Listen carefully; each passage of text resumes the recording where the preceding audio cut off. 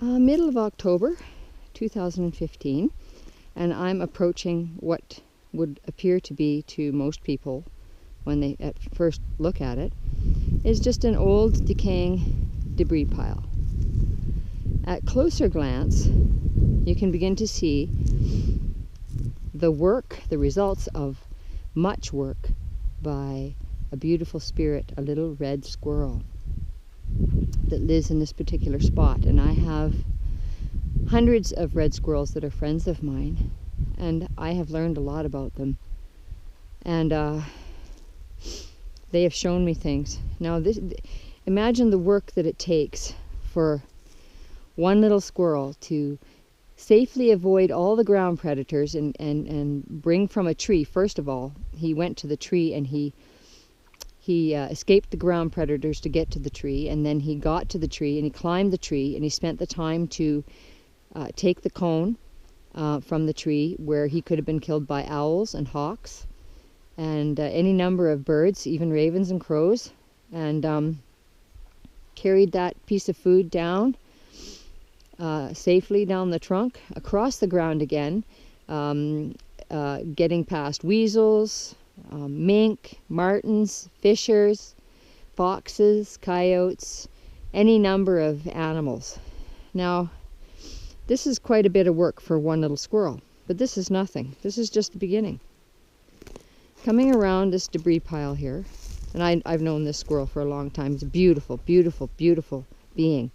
You can see all these little tunnels that go down into the grass right there.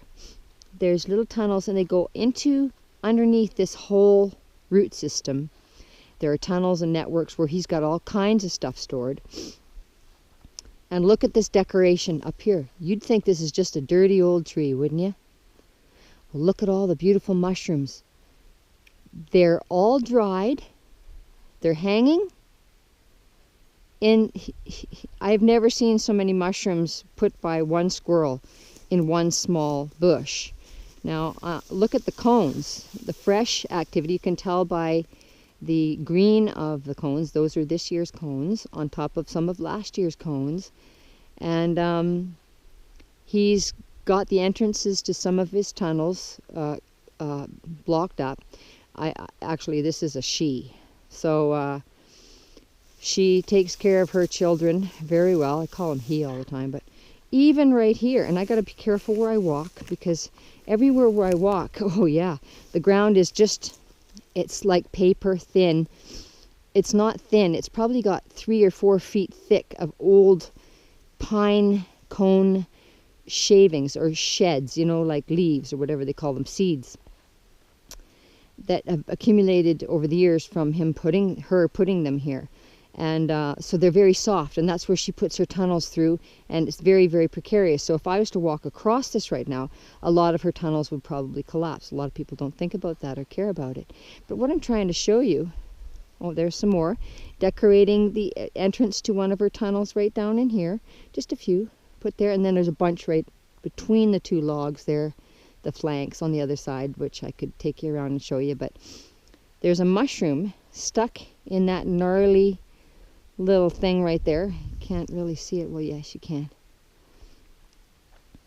To dry. And there's a bunch here. Like I say, look at these mushrooms. Now, a lot of the mushrooms that squirrels eat are poisonous to humans. I'm not sure if these are morels. They're pretty dried up. But that's the way they preserve them. So she's preserved all these mushrooms. Tons of them. They're all, it's like a Christmas tree of mushrooms. And look at these mounds here. I just want to be really careful. This mound right here is very, very beautiful. A lot of work went into this. And there's little holes right here again where you can see a tunnel going down in here. Right there. And I think she puts the stick here on purpose. It's something, if it moves, she can tell there's something outside or whatever. But this is all insulation too. And look at the spectacle. And there's even mushrooms right there. Like right down in there. There's mushrooms right there in the entrance there. And I threw a bunch of peanuts and sunflower seeds in there for her when she comes. It's funny that I don't see her here. I've been back and forth here today. There's a very moldy fungi. I'm not sure which one that is, but she obviously finds value in it. She wouldn't be keeping it if she didn't. There's another one, and another one in there, and another one right there. And she has what you would call a feast. And I'm hoping she's okay, because I don't see her anywhere. I wonder why she's not here. Well, got babies somewhere maybe. I haven't been around this summer very much. I've been, you know, in and out of this natural therapy situation, trying to heal myself from this terrible news that I've received that I'm not really going to worry about too much. I'm just doing what I want to do. So anyways, look at this beautiful, beautiful spirit laid this all out. How can you not see the beauty in that, and the work and the time and the effort? And then people come along, right? And they absolutely obliterate these things. They'll drop trees. They'll fall trees right on them and smash the thing all to bits. And of course, quite often the squirrel is inside one of the tunnels doing work when it happens and is killed. This is an extraordinary amount of work. I'm very impressed with her. She's a very good squirrel. She's very busy. She works very hard. I love her. But this is the work that she's done to survive the winter. And people disregard squirrels like they're mindless. They're not mindless at all. There's someone home. There really is. And look at this beautiful tree full of mushrooms. Isn't that beautiful? She's got a home here. This is her home. It's her right to have her home and to have people leave it alone and not destroy it. She's got some vantage points here where she can sit and eat some food. She can sit there and keep a lookout and stuff and show other squirrels this is my territory and whatnot. But when she sits there, she's in danger. When she sits on these little stumps that people have left laying around, she becomes a target for a hawk to just scoop her right up off there. If it flies up behind her, she's finished. It happens all the time, and it happens here, and I've seen it happen here. And it's a trauma that I have not forgotten, and I never will. What that squirrel went through when I saw him picked up over there. I can't even talk about it. But look at this.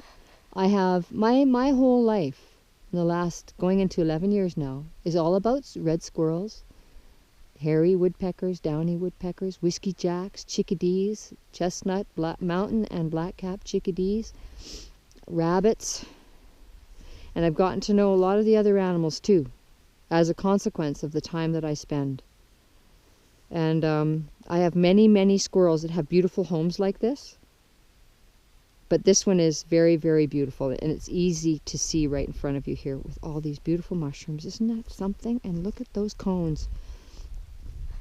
This is a squirrel that will be guarding her home and her food stashes very, very vigorously, because there's a lot of other squirrels around that don't have as much as she has.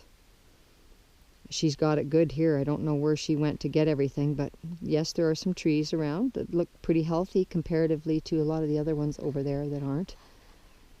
So there's probably been some cones. She's good. She's busy. She's a hard worker, and she has a right to live. And she has a right to live in her place of homesteading, which is right here. And it's beautiful. Her home is gorgeous.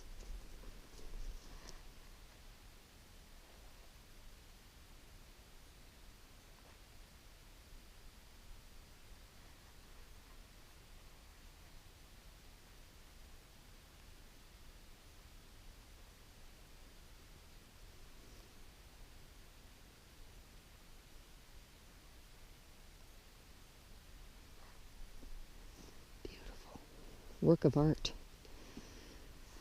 Delicate, beautiful.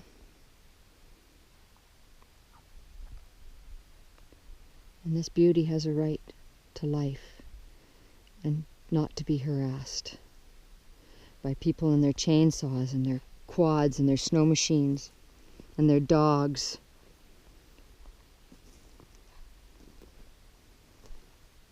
Beautiful. It's hard for me to walk away from this. I just want to see her, but I just don't see her. I mean, she's probably got another place that she's hanging out right now, but it's a little odd. It has me concerned for her, yeah. Unguarded, her home, right now. I could have just missed her by a hair. She's around somewhere, probably. I hope she's all right. I'll have to keep checking on her.